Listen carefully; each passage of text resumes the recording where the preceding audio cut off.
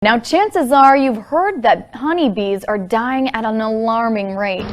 For the first time in history, bees have been placed on the endangered species list. 7 species of yellow-faced bees were placed on the list several weeks ago. Protection for those species officially starts on Monday. While all the endangered bees are located in Hawaii, the fact that they're on the list is significant. I think that it's really good that we're recognizing the importance of pollinators, and as we recognize the impact that these species are having on our agriculture and our ability to eat the things we want to eat, I think that that's a good thing. Honeybees are not included on the list, but worldwide, population declines continue.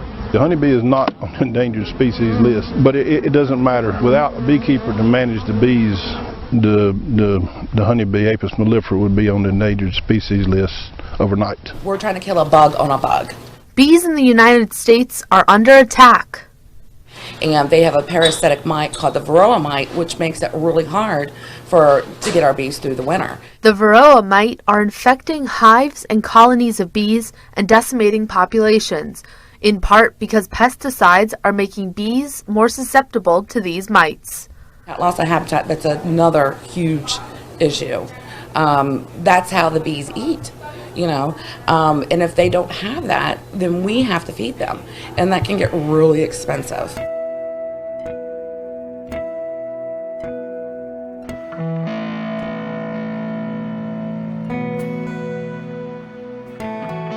Local mosquito control workers are keeping an eye on an experiment that could reduce the amount of mosquitoes that carry Zika in our area. Voters in the Keys approved a plan to put genetically modified mosquitoes into neighborhoods, a move that could be seen in other parts of the state. New at 5, Action News Jack's Lorena Inclan is live in St. Augustine. And Lorena, it's a first-of-its-kind experiment.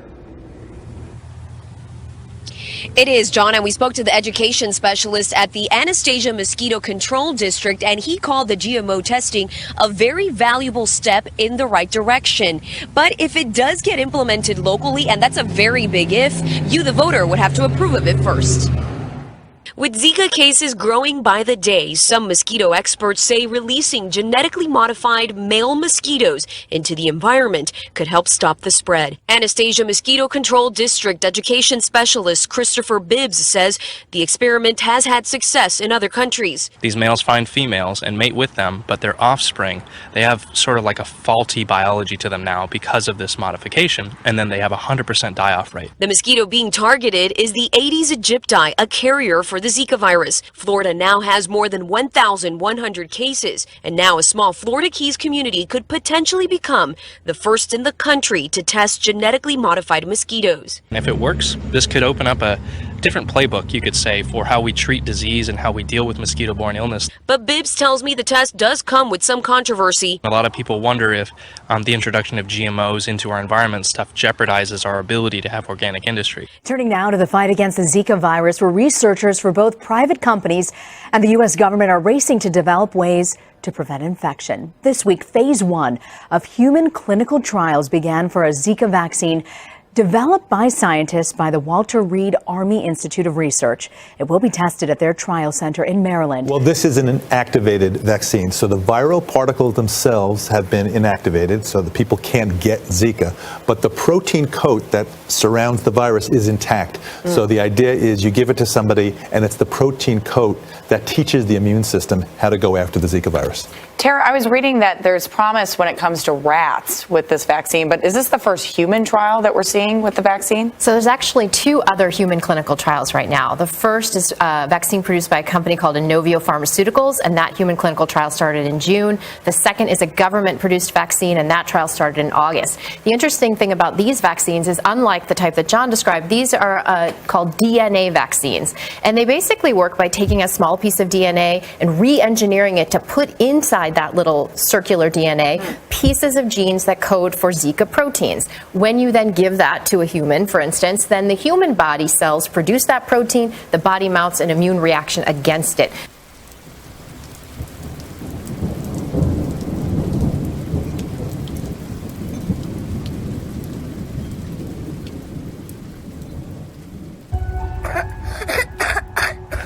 How a simple cough turned into this. We could have lost it. Killer superbugs nothing can stop them. People can't imagine how dependent they are on antibiotics, and we're losing. Inside this top-secret military base, the terrifying new threat. The antibiotic of absolute last resort won't kill it. Now it's heading to Australia. Untreatable super. Can you imagine everything that we're going to lose with that and all the lives? The alarming investigation on 7 Sunday night.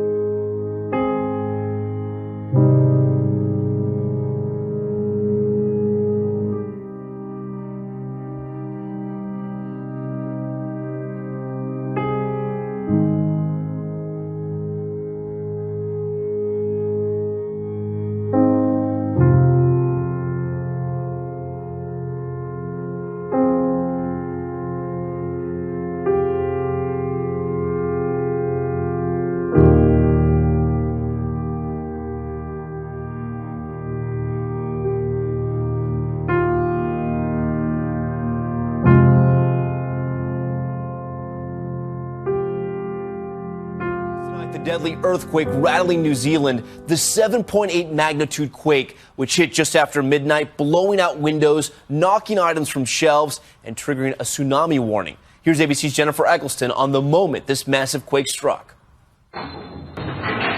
Cell phone video capturing the terrifying 7.8 magnitude earthquake. The massive tremor striking just after midnight on New Zealand's South Island, killing at least 2 people. Dramatic video revealing flattened homes, landslides blocking a major coastal highway. Overnight, frightened residents taking refuge in the streets. The tremor's impact so violent, roads cracking open, supermarket shelves emptied. Everything started shaking and then it got worse and it just didn't stop. Nearly 2 hours after the first jolt, tsunami sirens urging coastal residents to get to higher ground. That tsunami threat now receding, but already more than 50 aftershocks shaking the region, and more are likely. New Zealand has been hit by a second powerful earthquake, only hours after a 7.5 magnitude tremor killed at least 2 people. Some communities on the country's South Island remain completely cut off after the initial quake badly damaged roads and other key infrastructure. The tremors have triggered a series of major landslides as well as a tsunami of up to 5 meters high, forcing thousands of people to flee to higher ground. And authorities have warned the worst may not yet be over, with fears more aftershocks may follow. A strong 6.2 magnitude earthquake hit northwestern Argentina Sunday, the U.S. Geological Survey said, but there were no immediate reports of damage or injuries.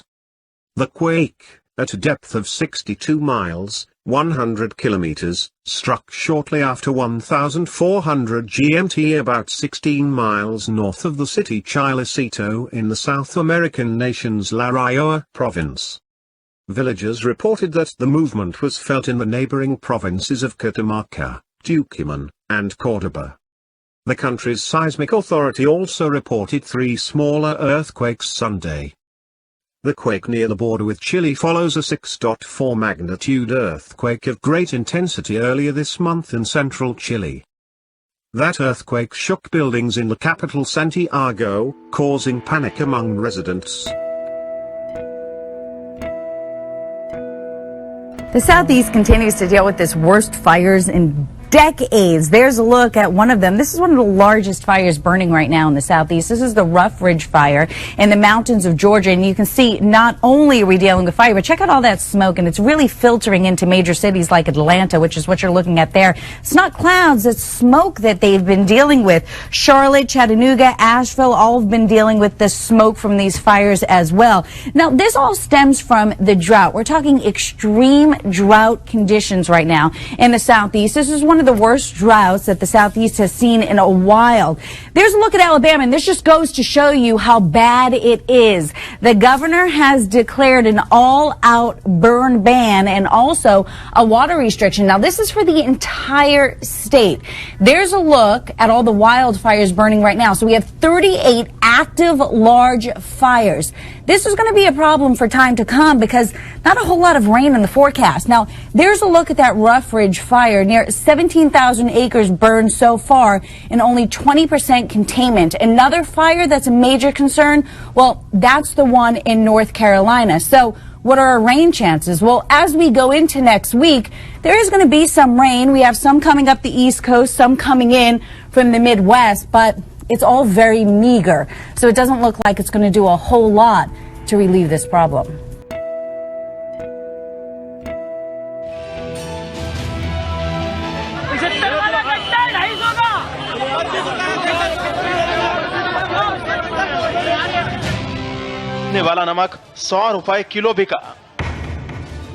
Sunday marks the one-year anniversary of the Paris terrorist attacks that killed 130 people. And while all of France is honoring the victims of the attack, there was some unexpected news. France's year-long state of emergency could be extended again. French Prime Minister Manuel Valls told the BBC, "It is difficult at this stage to end the state of emergency, especially as we are about to begin a presidential election campaign in a few weeks when public meetings will be held. We need to protect our democracy." The state of emergency was declared the same night as the attacks and was extended first in February and again in July. It originally was only supposed to last 2 weeks. The state of emergency allows French security forces to perform warrantless searches, and it has been used not only against terrorist cells, but also to break up protests. Protesters have called the state of emergency a government coup, and Muslim and human rights groups say it's discriminatory against France's Muslim population.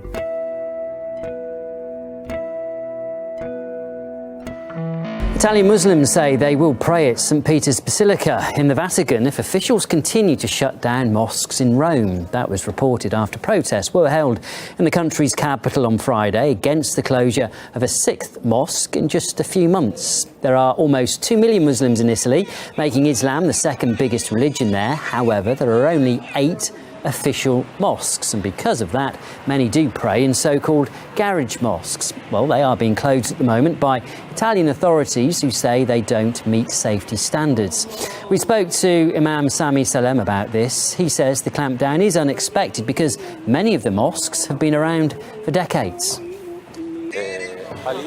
At the moment, officials have decided to shut down several small Islamic centres in Rome. They've closed them on the grounds that they function outside the country's legal system. This will definitely create further problems for Muslims in Italy. In Rome and its suburbs, they've already closed 6 mosques. Such decisions puzzle us, as the majority of these mosques have existed for at least 20 years here, and the building's legal status or violation of law were not questioned before. Now we'll probably have to pray outside, as we did before while praying near the Colosseum. But all this was strictly within the law. But we shouldn't play that card by praying in the Vatican. While a top German newspaper quotes intelligence reports that Islamic State has been teaching its fighters how to behave like refugees. ISIL's apparently trained its fighters to apply for asylum, as well as explaining how to reply under police interrogation. From the very beginning of this refugee crisis, it was obvious to even the people on the street that terrorists could try to work their way into Europe posing as refugees. It seems now the intel suggesting that they're not only doing it, but they're sort of practicing how to do it well. Is there any way at all of stopping them? Because it would appear not.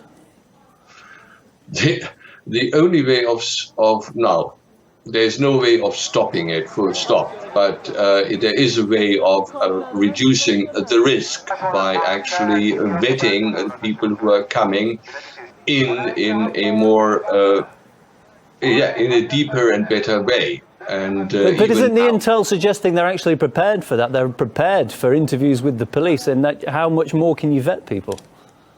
No, but right now you just have a lot of beginners, people who actually are vetting. What is being done now in these so-called reception centers? They're just trying to get name and where they came from, etc. by beginners, people who are hired from other jobs, who have no idea what they actually ought to be looking for, and with no intelligence or police experience whatsoever. So they just do the job. The Obama administration has agreed to resettle about 1,300 asylum seekers held at Australia's expense on the island nations of Nauru and Papua New Guinea. Another 370 refugees who came to Australia for medical treatment then refused to return to the islands are also eligible. Trump has called for tight restrictions on Muslim immigration. Most of the asylum seekers are Muslim from the Middle East, Africa, and Asia. Prime Minister Malcolm Turnbull would not say whether he had discussed the deal with President-elect Donald Trump during their telephone conversation on Thursday. Turnbull said, "We deal with one administration at a time, and there is only one president of the United States at a time."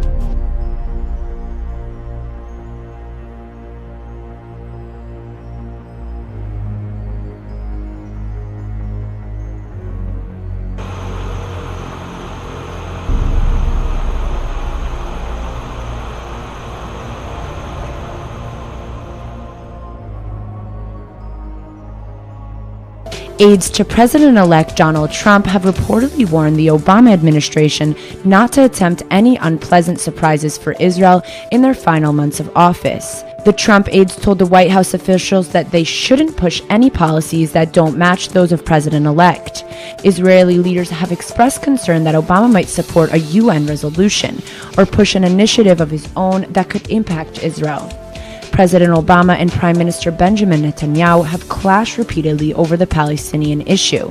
Senior Trump advisor Jason Greenblatt sought to ally Israeli concerns, saying, quote, "With Trump, there won't be any coercion for negotiations between Israel and the Palestinians. He thinks Israel is in a tough anti-Israel position and won't force a solution on Israel. According to Trump's people, peace has to come from both sides. If Trump will have an idea that can contribute to the sides, he will do so, but he doesn't intend to force a solution."